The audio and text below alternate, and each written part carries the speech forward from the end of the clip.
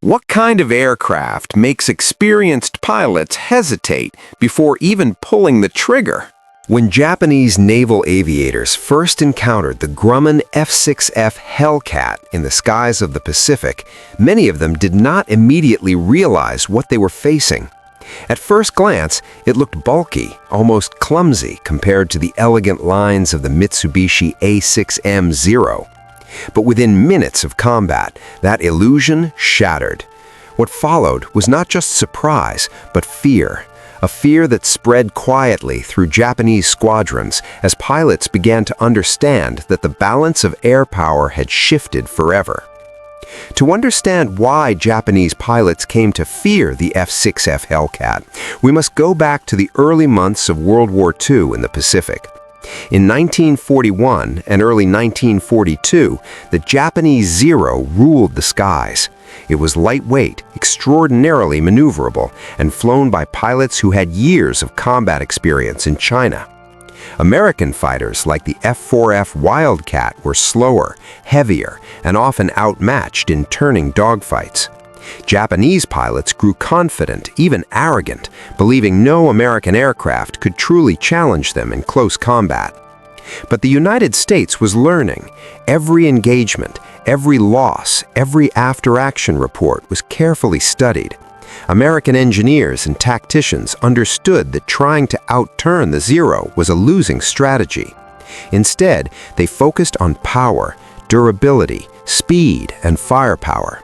The result of that thinking was the Grumman F6F Hellcat, an aircraft designed not for elegance, but for domination. The Hellcat was built around a simple idea: survive the Zero's strengths and destroy it using American advantages. It was larger, heavier, and powered by the massive Pratt & Whitney R2800 double wasp engine, producing over 2,000 horsepower.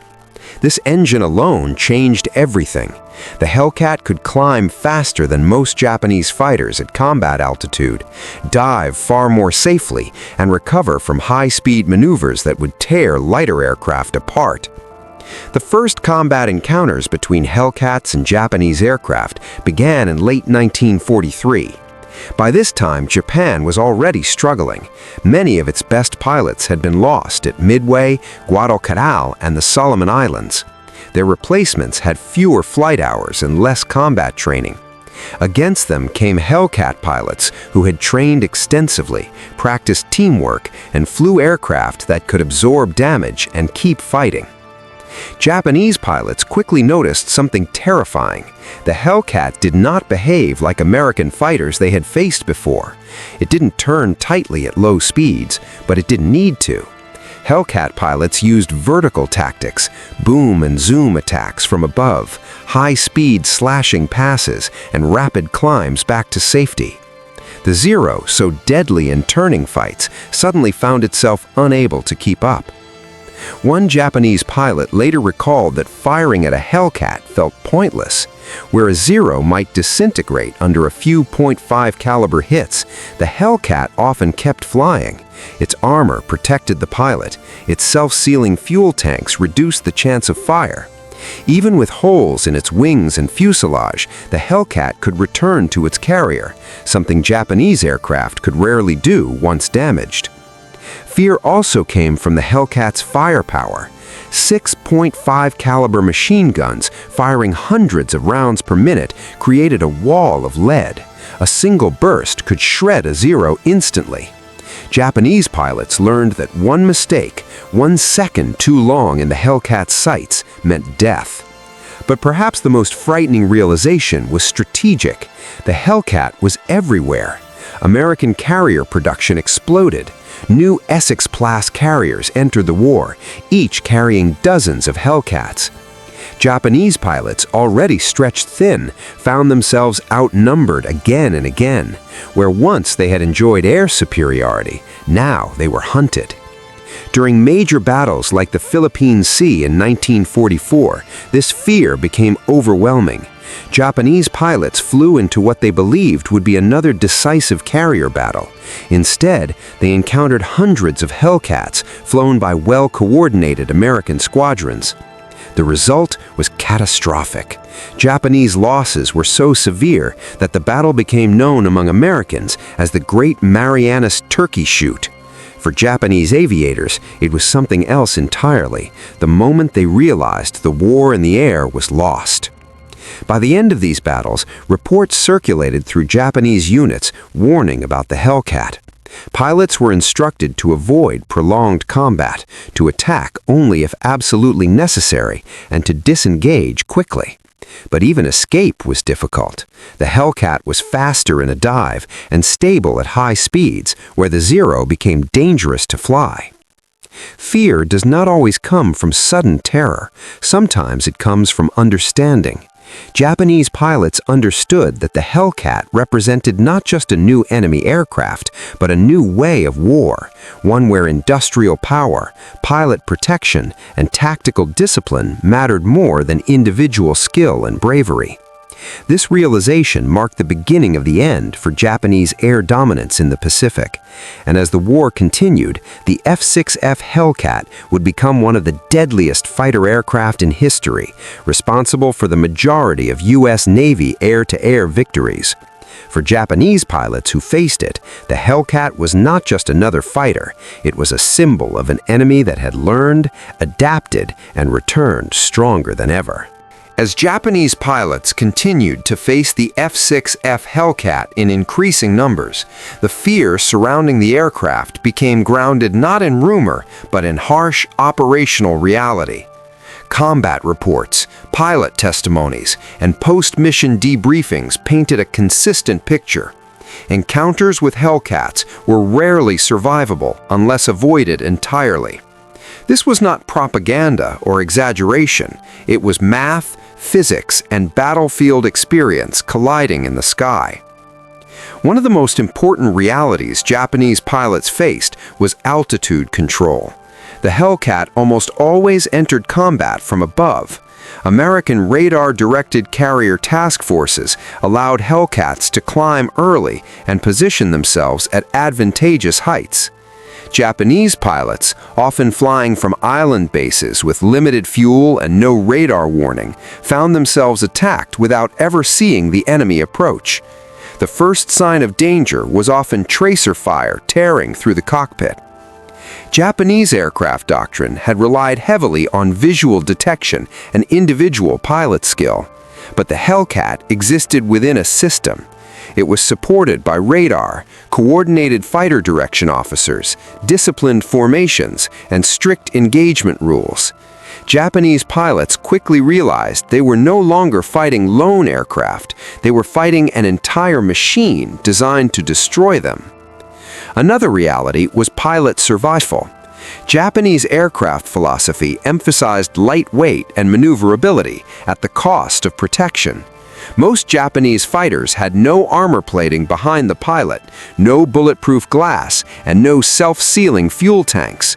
This meant that even minor damage could be fatal. Hellcat pilots, by contrast, could absorb hits, disengage, and fight another day. Over time, this difference crushed Japanese morale. Japanese pilots also faced an uncomfortable truth. Their training pipeline had collapsed. Early war elite pilots were irreplaceable, and by 1943-1944, replacements were rushed through shortened programs with minimal flight hours. Many had never fired their guns in combat before encountering Hellcats.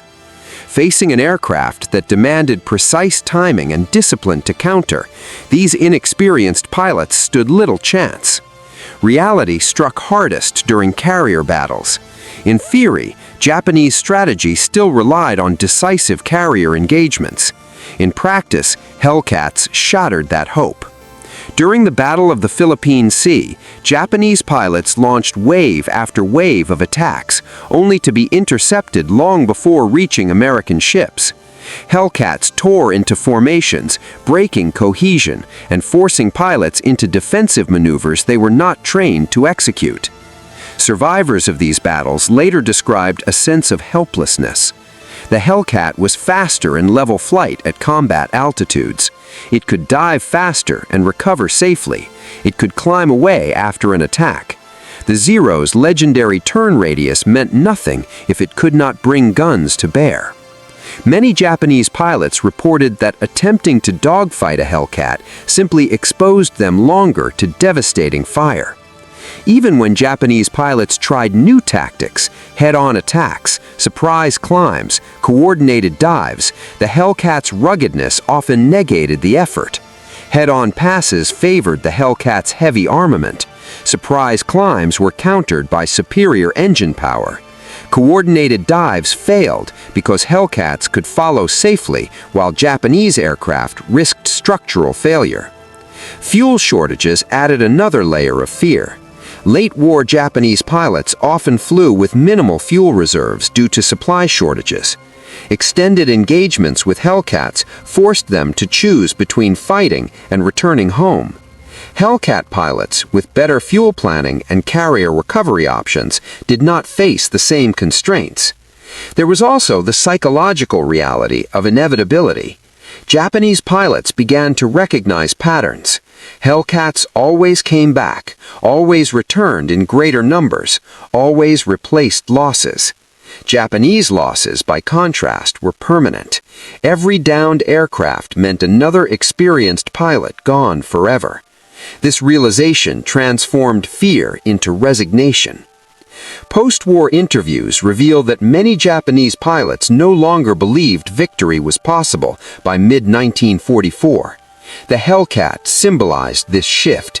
It represented American industrial power, pilot protection, and tactical evolution. Japanese courage remained, but courage alone could not overcome overwhelming technological and organizational superiority. In reality, the fear of the F6F Hellcat was not irrational. It was earned. It came from repeated encounters where skill, bravery, and experience were no longer enough. The Hellcat did not need to outturn the Zero. It simply needed to survive long enough to strike, and it always did. By the end of the war, Japanese pilots spoke of the Hellcat with a tone of respect mixed with dread. It was not hatred, but acknowledgement. They understood that the aircraft had changed the nature of aerial combat in the Pacific. Against it, the old rules no longer applied. And this reality, cold, mechanical, and unavoidable, is why the F6F Hellcat became an aircraft Japanese pilots feared, not because of myth, but because of experience written in fire across the skies of the Pacific. As the war moved into its final and most brutal phase, Japanese pilots did not just fear the F6F Hellcat as an aircraft, they feared what it represented. By late 1944, the Hellcat had become a constant presence in the sky, a symbol that the balance of power had irreversibly shifted.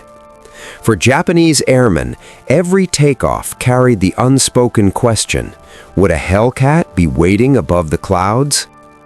One of the most devastating realities was how predictably the Hellcat dominated the engagement timeline. American pilots controlled when fights began and when they ended. Hellcats rarely entered turning battles unless conditions were overwhelmingly favorable. Instead, they used disciplined boom and zoom tactics, attacking from altitude, firing short, lethal bursts, and climbing away before Japanese pilots could respond. This rhythm repeated itself endlessly, grinding down Japanese air units day after day. Japanese combat reports from this period reveal a grim pattern. Pilots frequently described seeing comrades shot down before even identifying the attacking aircraft. Hellcats often attacked from the sun, exploiting glare and altitude to remain invisible until the moment of impact. Many Japanese pilots never saw the enemy that killed them. This lack of visual contact amplified fear, turning the sky itself into a hostile, unpredictable environment. The Hellcat's gunpowder also reshaped combat psychology. 6 50-caliber machine guns delivered concentrated fire, capable of shredding lightly built Japanese aircraft in seconds. Even brief exposure was often fatal. Japanese pilots learned that a single mistake, one missed turn, one delayed maneuver, meant destruction. There was no margin for error. As losses mounted, Japanese commanders attempted tactical adaptations. Some units were instructed to avoid combat altogether unless absolutely necessary. Others were told to focus on ground attack missions instead of air superiority. But Hellcats patrolled relentlessly, intercepting aircraft en route to targets and escorting bombers deep into Japanese-controlled territory. Avoidance became impossible. Carrier-based Hellcats made the situation even worse.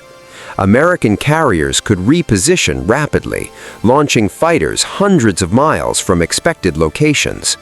Japanese intelligence struggled to track these movements, leaving pilots blind to where Hellcats might appear. Every mission carried uncertainty, and uncertainty bred fear. Training deficiencies became impossible to ignore. New Japanese pilots were often assigned to combat units with fewer than 200 flight hours, some with barely half that number. They faced Hellcat pilots who had trained extensively, flown simulated combat exercises, and benefited from detailed after-action analysis. This imbalance transformed air combat into something closer to execution than battle. Even experienced Japanese aces acknowledged the Hellcat's superiority. Post-war testimonies describe how veteran pilots abandoned aggressive tactics they once relied on. They spoke of conserving ammunition, avoiding prolonged engagements, and retreating at the first sign of American fighters. For pilots trained to value honor and initiative, this shift was psychologically crushing. Another overlooked reality was maintenance. Hellcats were built to operate from rough carrier decks under harsh conditions. They tolerated damage, salt exposure, and mechanical stress far better than Japanese aircraft. Japanese fighters often flew with worn engines, unreliable radios, and limited spare parts. Mechanical failure was as much a threat as enemy fire. As the war neared Japan itself, Hellcats escorted bombers over the home islands. For Japanese pilots defending their own skies, the fear became deeply personal. These were no longer distant battles over ocean or jungle. The Hellcats were above their cities, their airfields, their homes. Pilots knew that losing control of the air meant losing the war, and they could feel it slipping away. Desperation tactics emerged. Some pilots attempted ramming attacks. Others volunteered for special attack units, believing survival in conventional combat was no longer realistic.